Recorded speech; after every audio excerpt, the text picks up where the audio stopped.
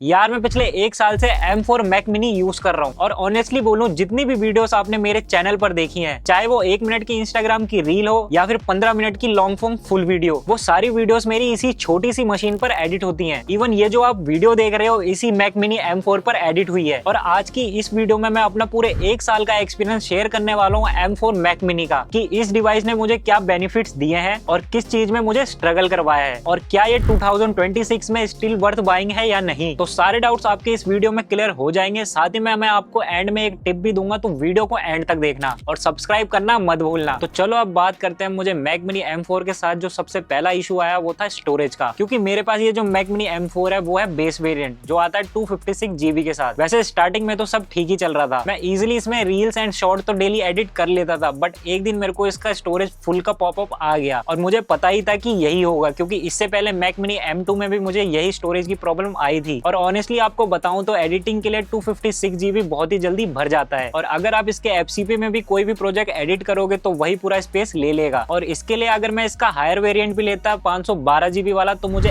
Extra कम से कम 30,000 देने पड़ते, और वो भी सिर्फ 512 GB ही मिलता, जो 1-2 हैवी प्रोजेक्ट के बाद ही फुल हो जाता। इसलिए मैंने एक बेस्ट सोल्यूशन चूज किया, 1 TB के एक फास्ट एक्सटर्नल SSD लेकर। और इस SSD को लेकर स्टोरेज तो मुझे ज्यादा मिला ही और मेरे थोड़े बहुत पैसे भी बच गए। लेकिन एक इंपॉर्टेंट बात मैं आपको बता देता हूँ कि हार्ड ड्राइव बिल्कुल भी मत लेना अगर आप हैवी एडिटिंग करते हो तो, क्योंकि अगर आप इसमें कोई भी 4K प्रोजेक्ट एडिट करोगे तो स्पीड तो स्लो होगी, साथ में आपको लैग भी महसूस होगा। और सबसे रिस्की, अगर आपकी हार्ड ड्राइव गिर गई तो डेटा तो जाएगा ही, साथ में डिवाइस भी जाएगा। लेकिन हाँ, अगर आप स्टोरेज के लिए हार्ड ड्राइव ले रहे हो तो वो ठीक है, क्योंकि एक जगह वो रखी भी रहेगी और आपका काफी सारा डेटा स्टोर भी हो जाएगा। और एक SSD से भी लो बजट में वो आपको मिल भी जाती है और आपको स्टोरेज भी काफी मिलेगा जिसमें आप अपना डेटा स्टोर कर सकते हो। बट काम के लिए आप एक हाई स्पीड SSD लेना, और मैं ये जो SSD यूज करता हूँ मैं आपको उसका लिंक डिस्क्रिप्शन में भी दे दूंगा, आप वहां से भी बाय कर सकते हो। और साथ में मैं आपको एंड में एक और चीज और बताऊंगा कि Mac Mini M4 और थोड़ी बहुत और एक्सेसरीज मिला के मेरे को पूरा सेटअप कितने का पड़ा। और जो दूसरी प्रॉब्लम थी जो मुझे Mac Mini M4 के साथ फेस हुई वो थी इसकी पोर्ट्स की लिमिटेशन, क्योंकि जब मैं इसको लेने गया था तो मुझे लगा था कि पोर्ट्स तो इसमें काफी सारे मिल ही रहे हैं, जैसे फ्रंट में 2 Type-C पोर्ट, पीछे 3 Type-C पोर्ट, एक HDMI पोर्ट, साथ में LAN और एक पावर पोर्ट, और इतने सारे पोर्ट्स तो काफी हैं। और साथ ही में मेरा इनसे सेटअप भी थोड़ा क्लीन रहेगा। बट एक चीज मैंने नोटिस करी कि ये सारे पोर्ट्स तो ठीक हैं, बट इसके अंदर एक भी USB Type-A पोर्ट नहीं है। और यार अभी भी जितने भी बेस्ट एडिटिंग या फिर गेमिंग कीबोर्ड्स या माउस आते हैं वो Type-A पोर्ट्स के साथ ही मिलते हैं, तो वो तो इसमें कनेक्ट हो नहीं सकते थे। तो इसको सॉल्व करने के लिए मैंने एक ये डोंगल लिया है जिसके अंदर आपको 3 USB Type-A पोर्ट मिलते हैं, जिससे आप कोई भी Type-A की एक्सेसरीज को इससे कनेक्ट कर पाओगे। और साथ में इसमें SD कार्ड स्लॉट भी मिसिंग है, तो उसके लिए भी आपको एक USB हब लेना पड़ेगा जिसके अंदर आपको ढेर सारे Type-A पोर्ट भी मिलेंगे और सारे कार्ड के स्लॉट भी। और मैंने इसे Mac Mini M2 के साथ ही ले लिया था, जिससे मैं अपने कैमरे का सारा डेटा इसमें कार्ड लगाकर ट्रांसफर कर लेता हूँ। तो ये आपकी चॉइस है कि आपको ये वाला हब लेना है जिसके अंदर आपको Type-A पोर्ट और सारे कार्ड स्लॉट्स मिलते हैं, या तो आपको सिंगल हब लेना है जैसे ये मैंने एक ले रखा है। और ये दोनों ही मेरे बहुत काम आते हैं। और ये मत सोचना आपको इन डोंगल की हेल्प नहीं पड़ेगी, 100% पड़ेगी। अगर आप वीडियो एडिटर हो या फिर कंटेंट क्रिएशन करते हो तो आपको इसकी हेल्प पड़ेगी ही पड़ेगी। तो अब बात करते हैं इस मशीन की मेन चीज की, यानी परफॉर्मेंस की। और ये परफॉर्मेंस वाला पार्ट मैं आपको अपना पर्सनल एक्सपीरियंस शेयर करके बताऊंगा एज अ एडिटर की तरह, क्योंकि इससे पहले मैं Mac Mini M2 को यूज करता था और उसके अंदर भी मैंने काफी सारी वीडियोस एडिट करी हैं, चाहे वो प्रीमियम प्रो पे हो या फिर FCP पर। बट मेरा मेन रीजन क्या था M2 से M4 पर अपग्रेड करने का, वो भी मैं ठीक से आपको क्लियर करूंगा। सबसे पहली बात साइज की, क्योंकि मेरे डेस्क पर स्पेस भी लिमिटेड था और इस सिचुएशन में मुझे Mac Mini M4 का डिजाइन काफी कॉम्पैक्ट लगा। लेकिन अपग्रेड की असली वजह इसका साइज नहीं, परफॉर्मेंस थी। वैसे मैं आपको बता दूं कि अगर मैं M2 में सिंगल FCP भी चलाऊं तो वो अभी भी परफेक्टली चलता है, कोई लैग नहीं होता, सिंपल प्रोजेक्ट स्मूथ रन होते हैं। लेकिन जैसे ही मैं साथ में आफ्टर इफेक्ट्स ओपन करता था या कोई भी हैवी कंपोजिटिंग सॉफ्टवेयर, तो मुझे फील होता था कि ये थोड़ा स्लो हो गया है। और कभी कभी तो हैवी प्रोजेक्ट अगर मैं इसमें ओपन करता था तो FCP भी क्रैश हो जाता था या फिर कभी नॉट रिस्पॉन्डिंग। और कितनी बार तो इसके अंदर आफ्टर इफेक्ट की कोई फाइल खुलती ही नहीं थी, बार बार नॉट रिस्पॉन्डिंग हो जाता था, मुझे क्लोज करना पड़ता था। तो यही सारे रीजन मुझे स्लोली इरिटेट करने लगे थे। लेकिन फिर जब मैं स्विच हुआ M4 पर और जब मैंने इसको थोड़े टाइम यूज किया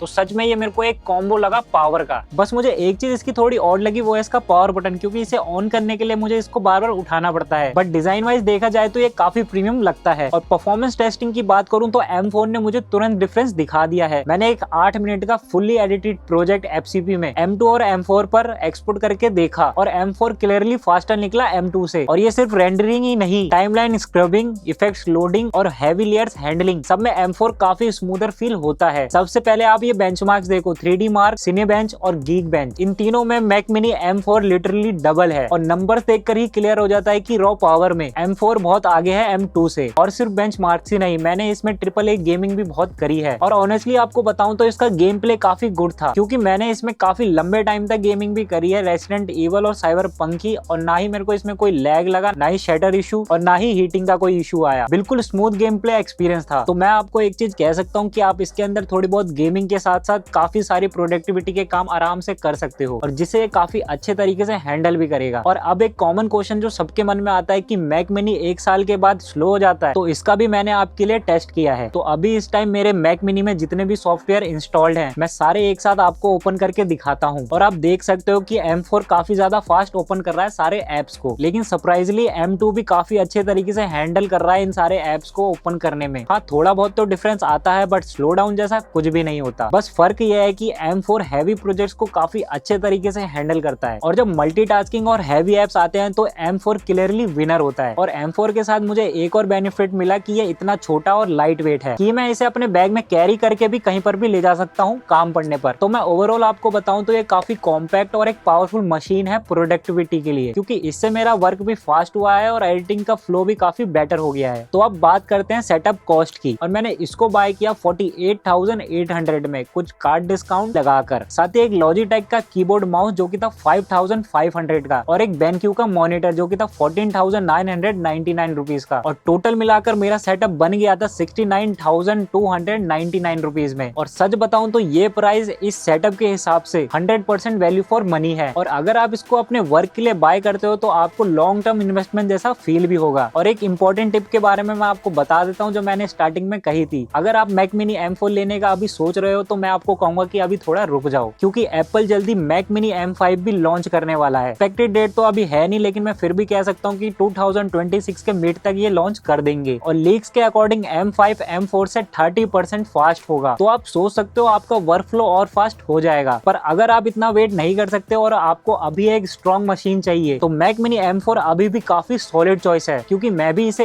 1 साल से यूज कर रहा हूँ और अभी तक तो कोई इशू नहीं आया। और अगर आप भी इसको यूज करोगे तो आपको भी प्रैक्टिकली इसकी पावर फील होगी। तो ये था मेरा पूरा honest experience M4 Mac mini के साथ। और अगर आपके पास भी मैक मिनी M4 या कोई सा भी मैक मिनी है तो कमेंट्स में अपना एक्सपीरियंस भी जरूर बताना। और अगर आप भी M4 मैक मिनी लेने जा रहे हो तो कमेंट्स में जरूर लिखना लेने जा रहा हूँ।